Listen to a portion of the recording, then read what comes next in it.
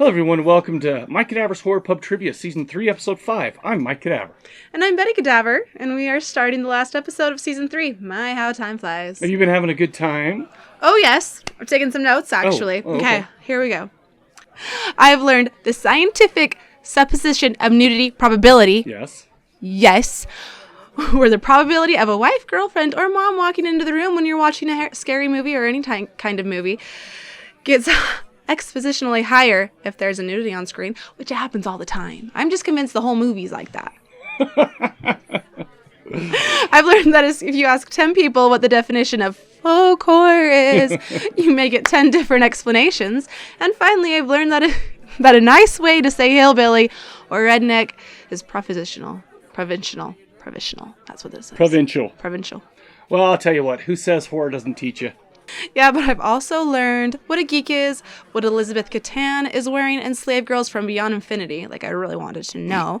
And there was a carp in Kinderman's bathtub in The Exorcist 3. What am I going to do with all that information? I'll tell you what you're going to do with that. You're going to lock that info away and kick butt in Season 4. Oh, goody. Let's go. Trivia Gorilla, it's your last time this season. Just your everyday trivia gorilla here. Here's how this all works. The idea of this is that you're in your favorite pub playing trivia with your friends. For each episode, we'll have 3 rounds of 10 questions.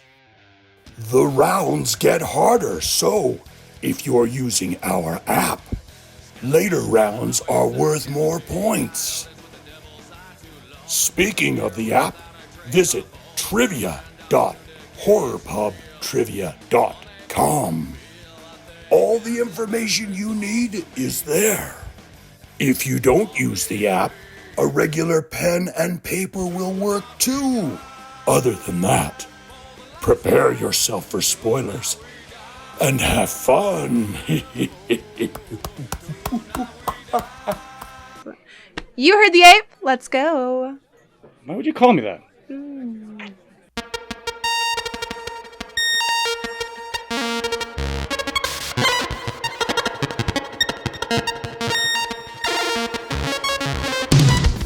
Question number 1. What is the name of the movie from 1988 that stars Tim Daly and Kelly Preston and had the tagline, "A Nightmare of Illusion and Betrayal"?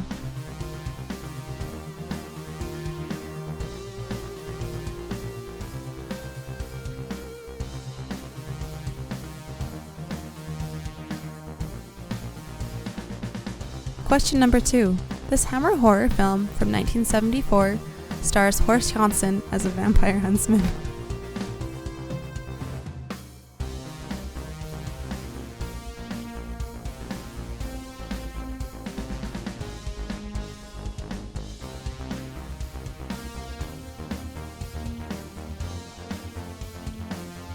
Question number 3.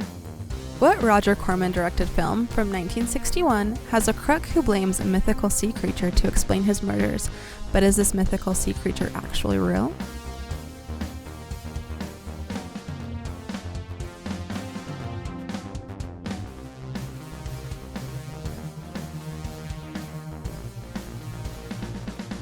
Question number 4.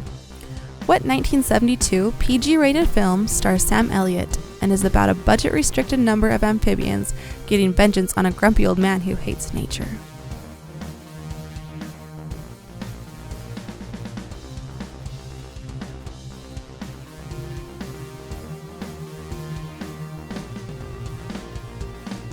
Question number 5. What film from 1953 starred Vincent Price as Professor Henry Jared was remade in 2005 starring Chad Michael Murray?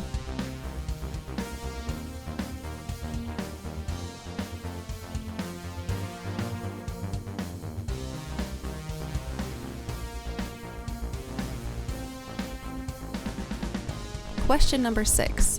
What 1995 movie setting is a cottage in the woods that houses a life-size human carved from wood, which helps with a college experiment called beer therapy?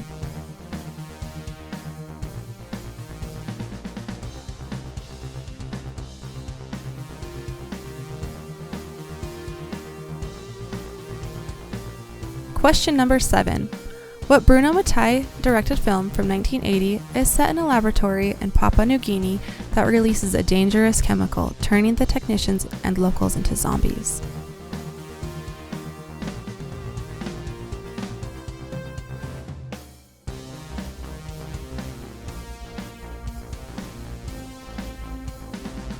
Question number 8. What Tobe Hooper film from 1981 is set in a traveling carnival and features a disfigured albino?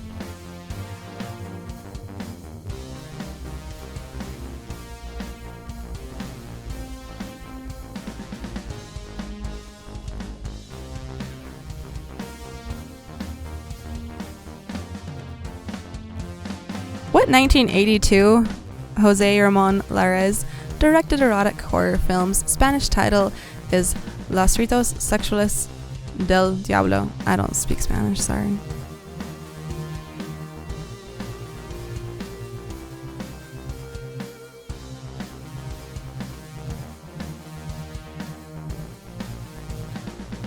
Question number 10. What movie from 2021 features a game called Crazy Ball?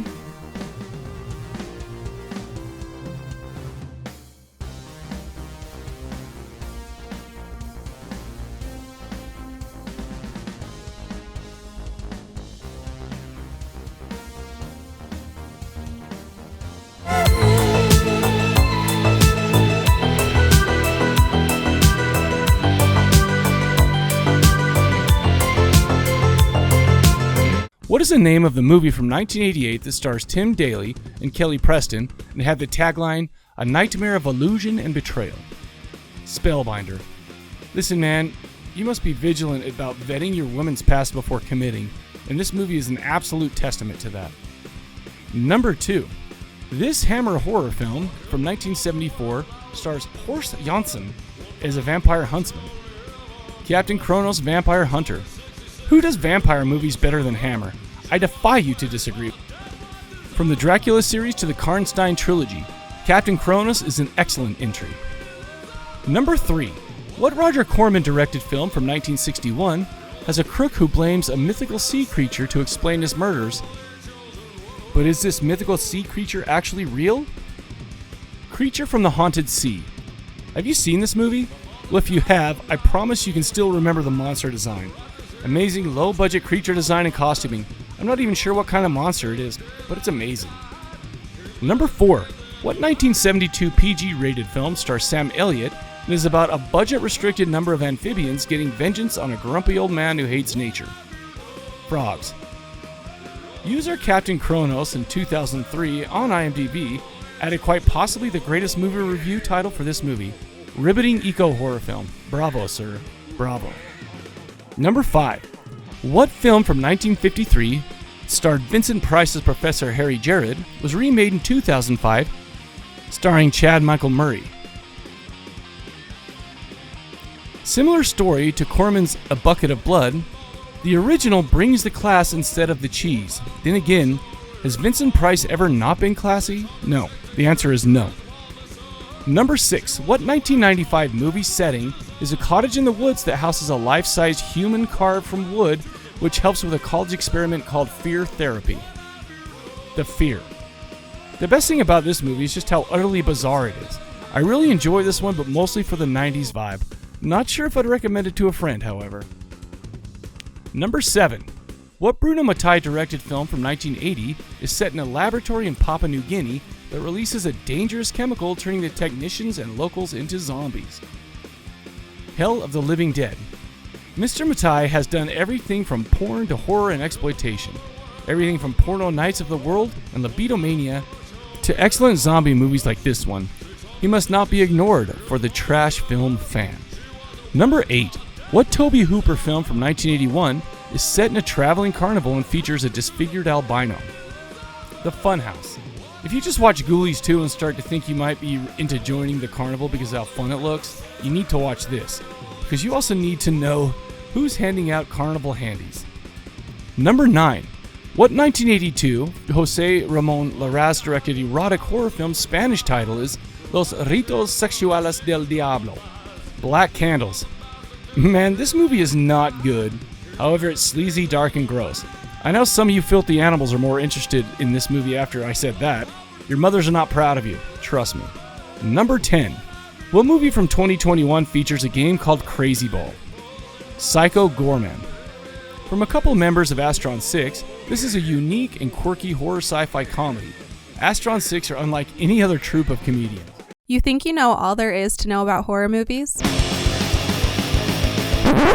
Well, instead of talking about it, why don't you prove it? Grab your phone and visit app.horrorpubtrivia.com. Try your hand at the best collection of horror movie trivia on the internet. The best thing about it is it's totally free. app.horrorpubtrivia.com. Okay, folks, ready for round 2? This episode we're talking about women who kick butt. All right, and women have been kicking butt for a very long time. We have Sigourney Weaver as Ellen Ripley, and Sissy Spacek and Carrie White. To Anna Joy Taylor is Thomason and Mia Goth and Pearl. Well, and this is without even mentioning any of the scream queens from the golden age of slashers. I mean, we get to choose whether they are mean or badass in this round. Like the Linnea Quigley. So let's get into it. This one's all about women who kick butt in horror movies. Let's go.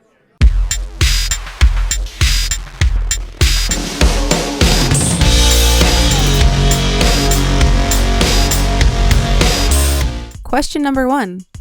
In A Nightmare on Elm Street 3, Dream Warriors, what is the name of the drug that prevents a person from dreaming?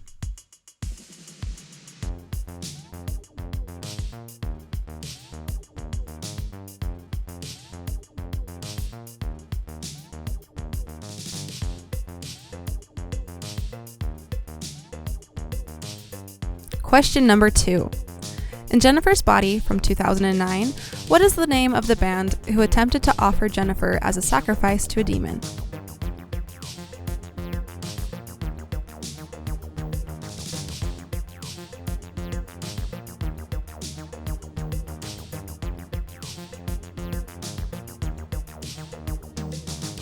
Question number 3. In Suspiria from 2018, what is the name of the dance company that Susie joins?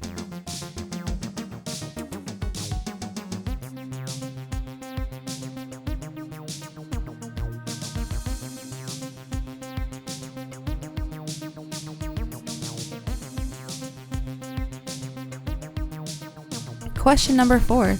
What film from 2022 stars Daisy Edgar Jones and Sebastian Stan and is all about the perils of dating and is not for vegans?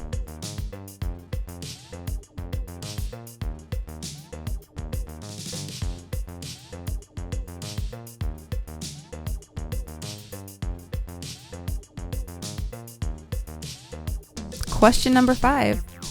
In May from 2002, what part of Adam's body does May find the most attractive?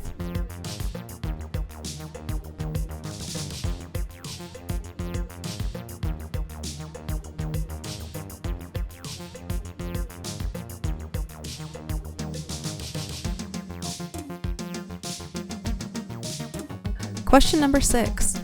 What is the name of the sad teenager who is rejected when she asks Brent to the prom in The Loved Ones 2009?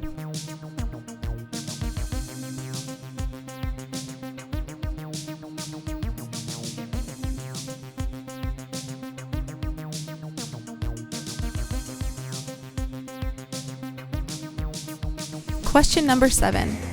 In The Silence of the Lambs from 1991, what song is playing in the background as Buffalo Bill does his sexy dance in front of the mirror?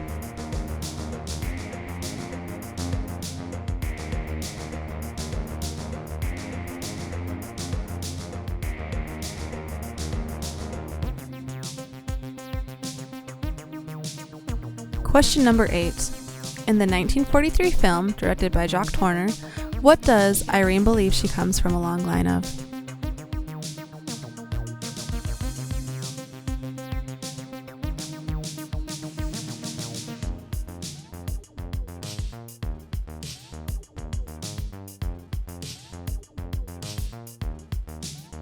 Question number 9.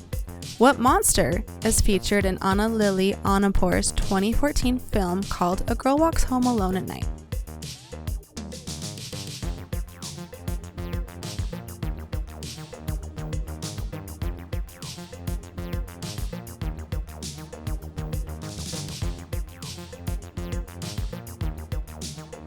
Question number 10. What is the name of the French film from 2016 where a vegan vet student starts to develop a craving for human flesh?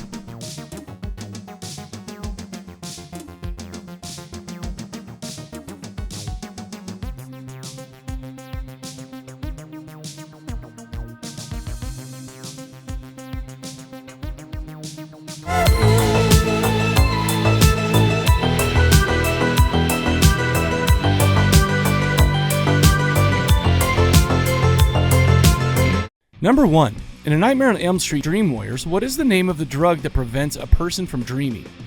Hypnosil. I have to admit that I don't think I picked up the name of this medication till Freddy vs. Jason in 2003. Number 2. In Jennifer's Body from 2009, what is the name of the band who attempted to offer Jennifer as a sacrifice to a demon? Low Shoulder. If you're playing on the app, you have the following choices: Secondhand Fridays, Fast Break Heartache, Plastic Yearbook, and Locker 17. These are all made up. However, as ridiculous as they sound, even you thought these bands were real. This is a toss-up between mean and badass for Jennifer in this movie. Number 3.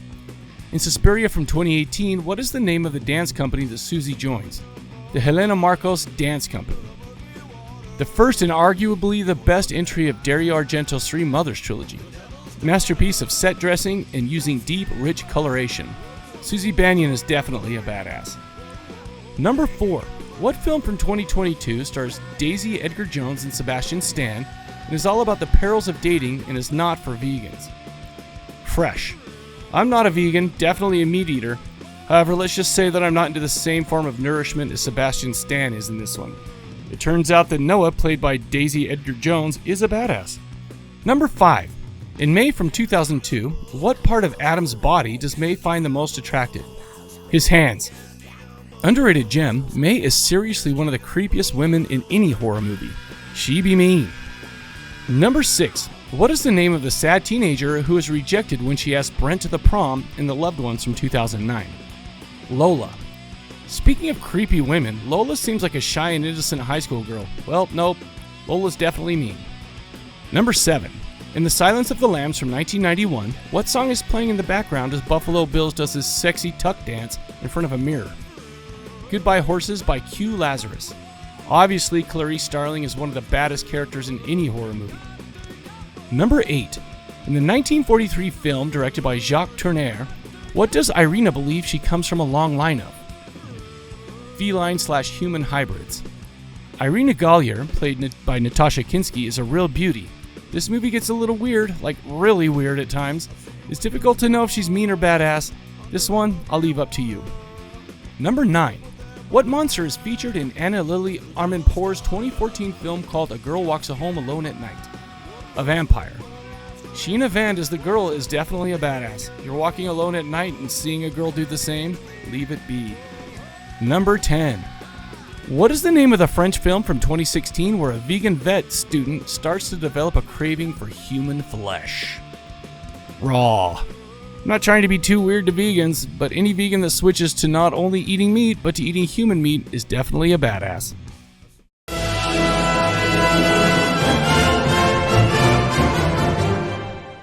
Alright, here we go. Elevated horror. What's elevated horror and why do you seem so sad? I'm not sad about it, but it's just kind of weird because it's like, it's a type of horror that some dude with a man bun and skeleton facial features waxes poetic about in the coffee shop to a bunch of pretentious douchebags who are nodding in agreement. What is elevated horror? That might be in the eye of the beholder, but the problem is I don't have a nihilist and a beret to ask. Ooh, sounds like a hipster. Yeah, to be honest with you, I'm a little bit dramatic with that. I feel like, it's good. Elevated horror uses art and metaphors to express the meaning. Most of the people I know who like the elevated horror also are into the really cheap and sleazy stuff. First of all, babe, I've never heard you describe yourself as dramatic, but Yes, I'm not. I've heard it defined as a lot of elevated horror is polysemic, which means it can have many meanings. So it's up to the viewer to interpret what it means. Well, much like folk horror, you might ask 10 people what elevated horror is, and you'd get 10 different definitions again. It seems like that applies to a lot of genre in horror. No, don't even get me started on metal. Anyway, here we go.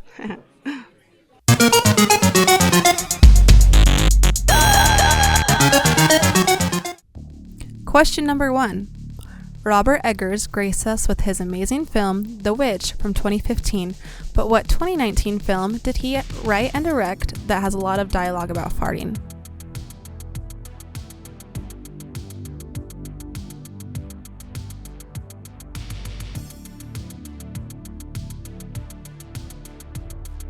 Question number 2. Name the 2013 film about an alien that comes to Earth disguised as a human female in search of human prey that folks will tell you they watch it because it's elevated, but you know it's to see Scarlett Johansson nude.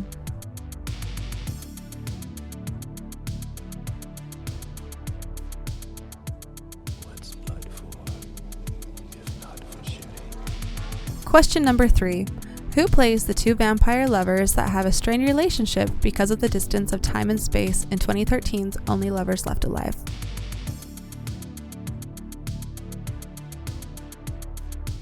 She just goes a little mad sometimes. We all go a little mad sometimes. Question number 4. What was the name of the 2010 remake of a 2008 Swedish film where a young bullied boy, Oscar, befriends Ellie, a vampire trapped in a young girl's body?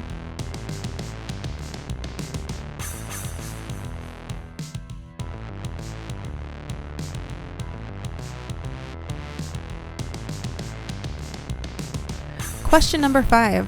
Why do the boys in Goodnight Mommy from 2014 have doubts that the person who says she is their mother is actually their mother?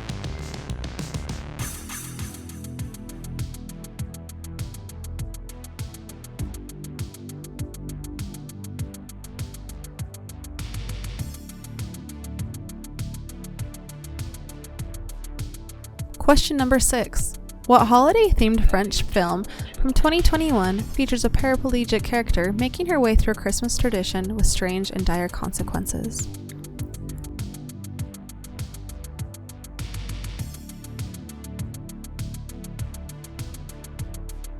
Whatever you do, don't fall. Question number 7. What is the secret of the two mysterious women that live in a rundown hotel in a coastal town in the film Byzantium from 2012?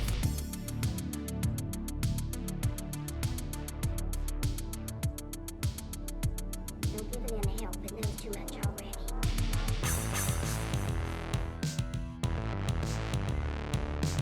Question number 8. What is the name of the 2012 film that stars Annalyn McCord, Matthew Gray Gubler, and Tracy Lords that tells the story of a delusional and disturbed high school student with her eyes set on a career in surgery?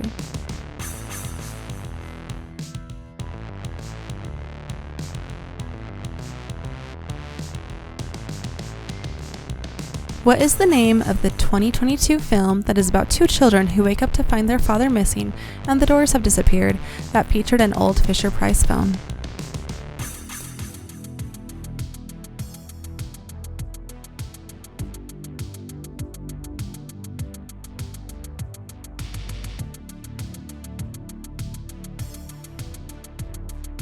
Question number 10. Who plays the main character Jack in Lars von Trier's film from 2018 called The House That Jack Built?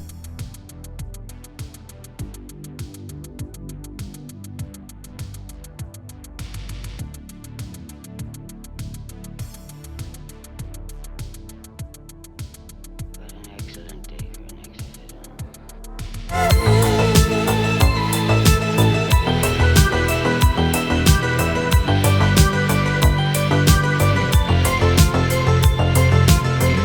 Number 1. Robert Eggers graced us with his amazing film The Witch from 2015. But what 2019 film did he write and direct that has a lot of dialogue about farting? The Lighthouse. Ah man, Robert Eggers, like I've said before, is batting 1,000 in my opinion with all of his films. The Lighthouse is a bizarre entry, but it's also pretty great. Number 2. Name the 2013 film about an alien that comes to Earth disguised as a human female in search of human prey that folks will tell you that they watch because it's elevated, but you know it's to see Scarlett Johansson nude. Under the Skin. I'll be the first to admit that that mean accusation I made about all of you and the reason you chose to watch this movie applies to myself as well. Number 3. Who plays the two vampire lovers that have a strained relationship because of the distance of time and space in 2013 Only Lovers Left Alive. Tom Hiddleston and Tilda Swinton.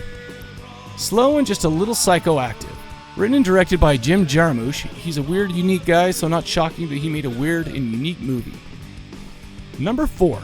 What was the name of the 2010 remake of the 2008 Swedish film where a young bullied boy, Oscar, befriends Ellie, a vampire trapped in a young girl's body? Let Me In. Decent remake of an amazing movie. Number 5. Why do the boys in Goodnight Mommy from 2014 have doubts that the person who says is their mother is actually their mother? Her face is bandaged. Creepy. It's a small movie meaning not a lot of cast members. It's in an isolated location. There aren't any real supernatural elements in this one, but man, the way it's presented is excellent. Number 6. What holiday-themed French film from 2021 features a paraplegic character making her way through a Christmas tradition with strange and dire consequences? The Advent Calendar. I love Christmas horror movies. This is a far more serious film that tells a story about being careful for what you wish for, but it's great. Number 7. What is the secret of the two mysterious women that live in a rundown hotel in a coastal town in the film Byzantium from 2012? They're vampires. Slow, brooding, and a beautiful movie. Slow, like I said, much like many of these elevated horror movies. Number 8. What is the name of the 2012 film that stars Annalyn McCord, Matthew Gray Gubler, and Tracy Lords that tells the story of a delusional and disturbed high school student with her eyes set on a career in surgery? Excision. Man, this is a crazy one. I think my favorite part of seeing it is Tracy Lords popping up as the mom. Number 9. What is the name of the 2022 movie that is about two children who wake up to find their father missing and the doors have disappeared? And it also features an old Fisher-Price phone. Skinamarink. Well, this is not everyone's cup of tea, especially not mine. Number 10. Who plays the main character Jack in Lars von Trier's film from 2018 called The House That Jack Built? Matt Dillon. Lars von Trier hasn't ever been afraid to shock the shit out of people with his movies, and this one is no exception. Well, thanks again for sticking with us throughout this third season. I hope you had as much fun as we did. I'm sure gonna miss you guys, but remember that we're working on future projects, so come see us at thecorpsecollective.com. Until we come back on My Cadaver's Horror Pub Trivia, we'll see you guys later. Bye.